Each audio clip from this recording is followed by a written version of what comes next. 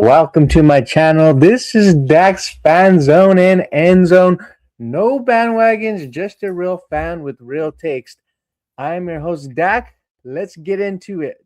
Topics for discussion for today are we're going to be talking about the Ravens hire a new head coach, AFC Championship game with Super Bowl aspirations on the line, NFC Championship game with the NFC West showdown there.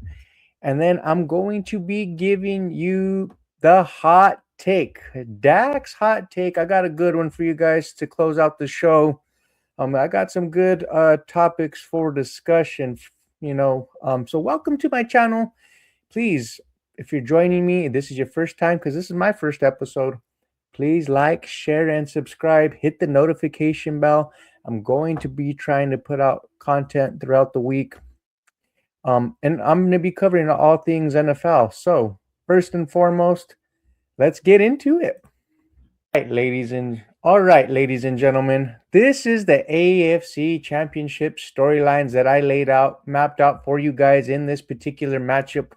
We're going to be talking about the red zone efficiency. That's one of the storylines. The mile high advantage.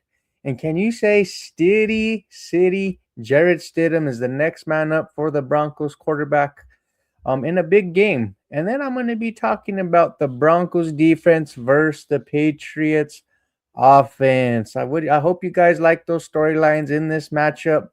But it has been fun to see Broncos country really rally behind Jarrett Stidham. It's been amazing. You're looking on the timeline on Twitter, everybody's posting a profile picture of Jarrett Stidham. It's been really nice to see, like I said, Broncos country really rally behind their quarterback as well as the players within the locker room. So first and foremost, let's talk about Stiddy City. All eyes will be on Jarrett Stidham in this matchup as he is the next man up and will try to attempt to do his best Nick Foles impression. Now, I know Sean Payton has a track record of having a good backup quarterback. I think if you guys are familiar with Teddy Bridgewater when he went 5-0, Jameis Winston, and me being a Broncos fan, I remember Taysom Hill, kind of taking advantage of us in that matchup, beating the brakes off of us. And I think Sean Payton has shown confidence in his backup quarterback, and he has stated that he feels Stidham is capable of starting for a number of teams in an interview that he had, I think, in that particular on Saturday after the Broncos had beat the Bills after the matchup when he had announced the Bo Nix injury. So one thing I will say, though, is Jarrett Stidham is an accurate quarterback with a stronger arm than Bo Nix. He's a game manager. He might not have the mobility that Bo Nix has, but he is capable of utilizing his legs to extend plays to evade pressure, okay? And it's not like Jarrett Stidham is out there serving Uncrustables or, filling up water bottles. This man is slinging it in the practice field. He's doing scout team. He's throwing against the number one defense. He's been doing it all season. So I feel very confident in Jarrett Stidham, as well as Broncos country, like I said earlier. The next topic is the mile high advantage in this matchup. Empower Field is one of the best home field advantages throughout the NFL. They really know how to show up for their team. And I want to point this out. The Patriots are 0-4, even in the Tom Brady era. It sounds crazy. They're 0-4 on the road versus the Denver Broncos. Now, can that streak be broken? We'll find out come Sunday. But just like the 12th man in Seattle, can the crowd make it difficult to call a play? Can they create the offense to, have some false starts? And one thing Sean Payton did allude to is that before the huddle breaks, the crowd needs to be loud. Not when the huddle breaks, right? Because that way it makes that miscommunication or whatever. So that's going to be a big advantage, especially with this defense playing in front of their home crowd. You got to love it. If this matchup was, say, in New England, I would be a little hesitant in this particular matchup for the Denver Broncos. Now, let's go on to another storyline in this matchup. We got the Broncos defense versus the Patriots offense. The Broncos lead the NFL in sacks with 68, proving that they can get after the quarterback. Denver's front brings speed, depth, and relentless pressure. And Vance Joseph, who has been in head coaching interviews for a chance for an opportunity to become a head coach, he deserves a shot. He does a great job of creating blitzes and disguising coverages, so I hope that he can really confuse Drake May in this particular matchup. For the Patriots, now that we're talking about Drake May, it's all about survival, right? And getting Drake May those quick reads, getting the ball out of his hands quickly, and staying clean within the pocket. Can they take advantage of that? That's going to be very vital. But one thing I do want to talk about is the red zone for both sides for the Broncos and the Patriots. Now, the Broncos hold the number one red zone defense and thrive when the field shrinks. You notice that they're kind of like a bend don't break kind of defense in some instances, in my opinion. And they when the field gets to that side, they just have tighter coverage and more pressure on the QB. They really bring it. But one thing I will say is, like, the Patriots, they are the number 2 scoring offense. They're averaging 28.8 points per game because they are efficient in the red zone. But against the right defense, they're not automatic. So I just want to point that out. The Broncos offense, on the other hand, need to execute. Word of the game for the Denver Broncos is execution. So they need to execute, and they need to be efficient in the red zone. And instead of field goals, to keep up with this Patriots explosive offense led by Josh McDaniels and Drake May, who's an MVP caliber type of quarterback, they need to score touchdowns. And now, just so you guys know, the Broncos rank 14th in the NFL when it comes to scoring. They're averaging 23.6 points a game. Now, Mike Vrabel, when it comes to this Broncos defense, has mentioned, he has stated the Broncos defense is the toughest test yet that they have faced all season. You saw what they did to Houston, but they got some help from Houston. It looks like they had shot themselves quite a bit in the foot. I want to say they had 5 turnovers. CJ Stroud looked abysmal on that matchup last weekend with the Patriots on the road. So I just want to point that out. It's going to be a good game. If I have to give a score, though, I'm looking at everything. You guys, I know I'm a Denver Broncos fan, but I really feel confident. I feel like the Denver Broncos get the job done at home, like I mentioned. Home field advantage is going to be key. They're going to need to create turnovers and force Drake May to feel very uncomfortable. But you know what? I think that this Broncos defense comes to play. Nick Bonito will be my X factor in this game with 2 sacks and a forced turnover, I would say. The Denver Broncos win this game 23-16, ladies and gentlemen. That is my score prediction. The Broncos do advance to the Super Bowl. And Jarrett Stidham, who is having his biggest audition in front of the world to potentially become a starter for some other QB-needy teams, will show up in this game. All right. Here we go. The NFC Championship storylines. I hope you guys like this one. This is going to be an exciting matchup. I have a surprise pick for you after I go through my storylines for this particular matchup. So I got the quarterback execution. As we know, quarterback is one of the most important positions in the NFL, hands down. And then, sorry about that. It looks like I got a typo. I apologize for that. I did not mean to put mile high advantage. So I will get that corrected. But one thing I would like to show out for my storylines in this one is the coaching chess match that we would be getting into. You got Sean McVay versus Mike Macdonald, very phenomenal coaches. So I would have to edit that out. I apologize. My bad. I was just trying to get things done this morning to prepare you guys for this show. So next would be the NFC West showdown. This is big. Both teams have split the series 1-1. It's going to be exciting. And then I got the number one offense versus the number one scoring defense in the NFL. So those are some good storylines for the NFC Championship. I'm going to go through and give kind of my talk about some things as to who will win this matchup. Whew, here we go.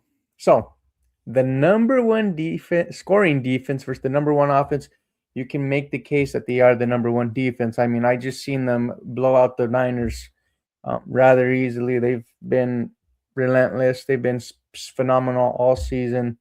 They've been anywhere between number one, number two, or number three, right? Honestly. So, but the one before we get into all that, I do want to talk about this NFC West showdown, okay, ladies and gentlemen. So, this NFC West showdown, here's the thing. You've already seen each other 2 times this season. You know each other's tendencies, so that means every margin for error is very minuscule. And come Sunday, it gets personal. This is a shot to go to the Super Bowl. Both teams have been there. Both teams have hoisted the Lombardi Trophy. But who gets the last laugh, okay? It's going to be interesting to see, right? So, this comes down to when we're talking about the number one defense, scoring defense versus the number one offense. You know what I think about? A coaching chess match, okay? Like I talked about in for storylines when I made that error on my graphic there. So I got Sean McVay versus Mike Macdonald. Offensive creativity against defensive aggression. Wow. McVay wants to be one step ahead, always utilizing mismatches with his playmakers. You know, he's going to have Puka Nacua. He has Devontae Adams. He has 2 good running backs that he can rely on. And Macdonald, though, is going to have to counter it with some disguises, blitz packages to create pressure. And McVay's offense, we're going to talk about the quarterback. You know, Matthew Stafford commands McVay's offense, has the arm strength and willingness to attack windows. He can change the game with one NFL throw. Special quarterback. And this comes back down to the quarterback execution in one of the storylines that I mapped out for you guys. Every drive and every adjustment is going to have to be a counterpunch within the head coaches as well. This game isn't just about the players on the field, but the coaches playing their game on the headsets, right? So it's going to be interesting what adjustments are going to be made, especially being that they already split this matchup 1-1. Ooh, man, I'm a little anxious about this.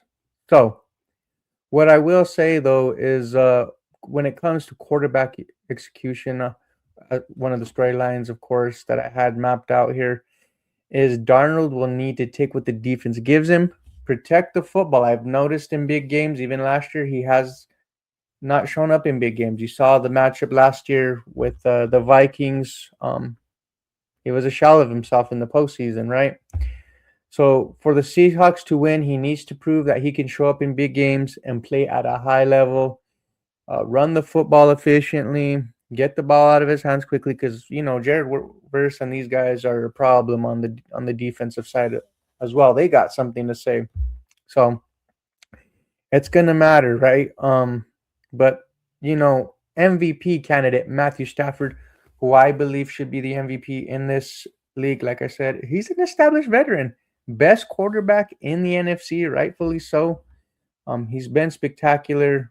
He's already gotten a ring, so he knows what it takes to get to the big dance. But whoever executes will help their team punch their ticket to the Super Bowl. And like I said, Matthew Stafford is very capable of making big-time throws, fitting it into tight coverage, okay? So, talking about the number one scoring defense versus the number one offense, let me just remind you all, the 12th man will be at Lumen Field, and this will be impactful. causing broken communication. And when elite meets elite, home field chaos matters. Give me Seattle in a tight one, covering the 2.5 spread, favoring them, of course. And this is going to be a good one. But I feel like Sam Darnold shocks the world in this one, because I know he has doubters. He doesn't shock me because I know he's a talented quarterback. Every season since he left New York, he has progressed. He went to Kyle Shanahan's, I like to say, quarterback camp, got right, and he's been balled out since, winning back-to-back 14 games seasons, having 14 game seasons back-to-back. So I believe that they get the job done. Sam Darnold shines in this one. Give me the Seahawks 27-24. It's going to be a good one, ladies and gentlemen. I'm pretty excited for this particular matchup, but let me know what you guys think. All right, so I have one. Before I get to my hot take, I have another phenomenal topic that I wanted to touch on.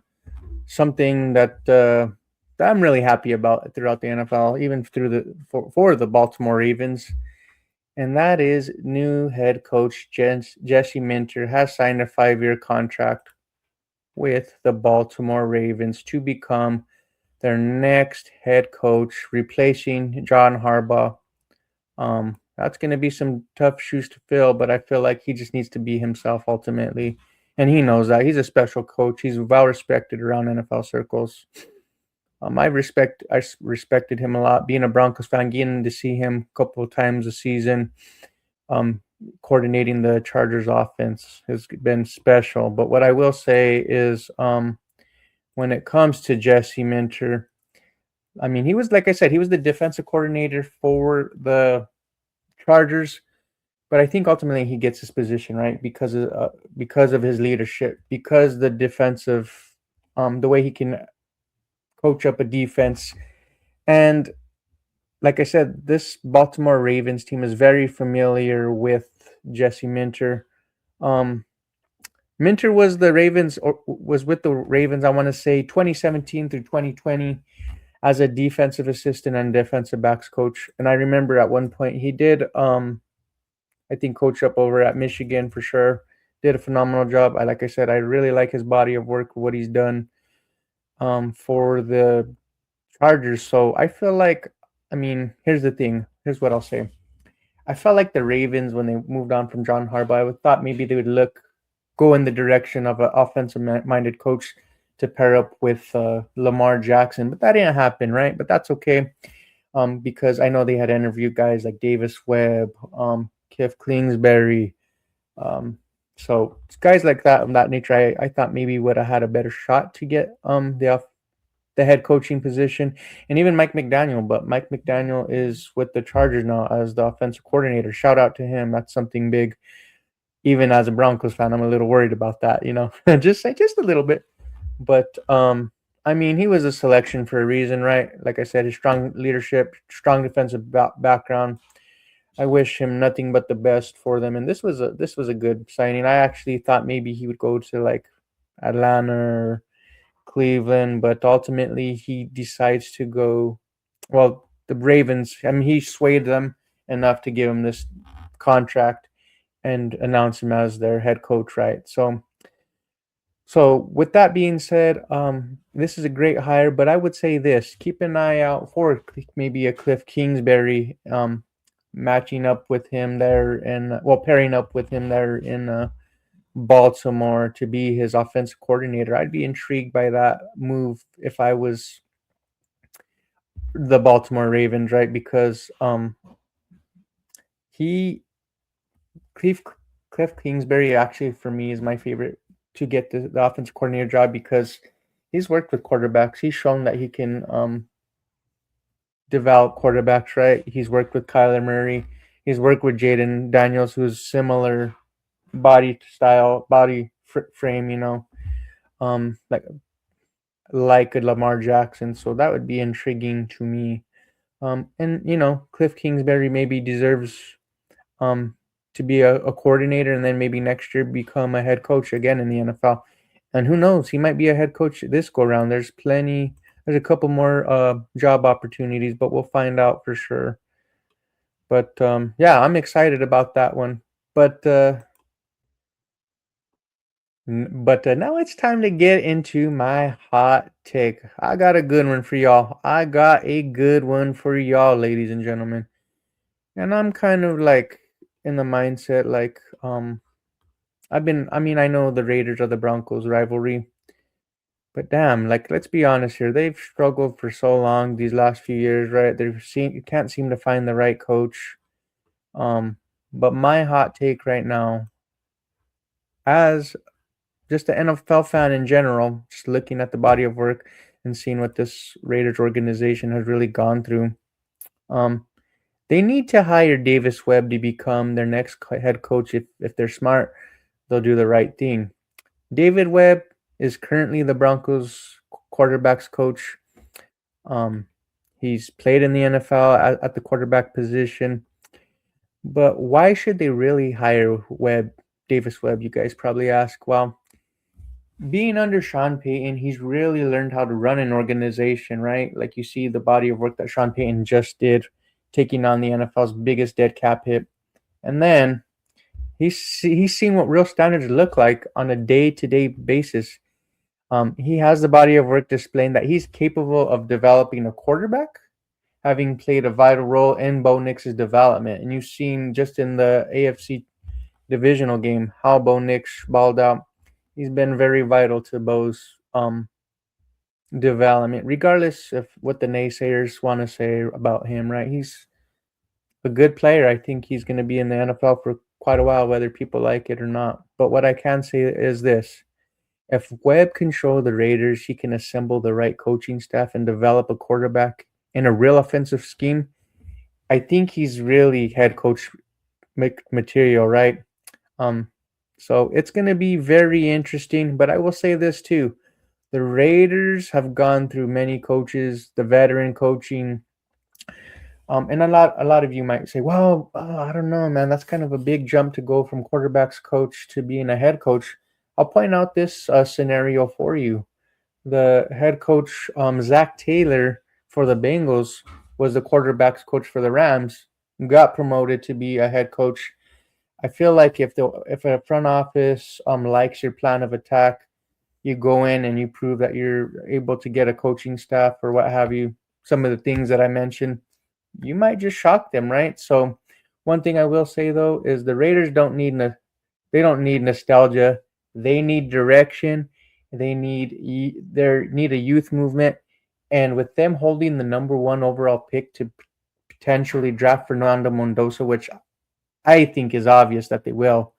You saw how he played that playoff run that he had in this college football playoff. Davis Webb would be a perfect match in helping Fernando Mendoza not only develop but lead this organization. He's a leader. Players gravitate to him. So I really feel like he needs to be a head coach, man. And I know I'm not a Raiders fan, but it'd be interesting to see what happens. So this was a fun episode. I really appreciate you for tuning in. Please drop your comments down below and let me know, who do you think the Raiders should hire. Also, give me your predictions for both championship matchups. Who do you guys want to win? I welcome all fans in this one. I'm going to be putting out another episode within the next couple of days, I would say. But please like, share, and subscribe. This has been a lot of fun. This has been a fun episode. But I appreciate you guys for tuning in. I'm really curious on your takes, and I look forward to hearing your feedback in any way I could get better. So, again, thank you guys so much. My NFL takes have been delivered. End zone reached. Now, I'm Dak, and this is the Fan Zone End Zone. Have a good day, y'all. Go team, whoever you guys are cheering for, and let's get to Super Bowl 60, baby. Have a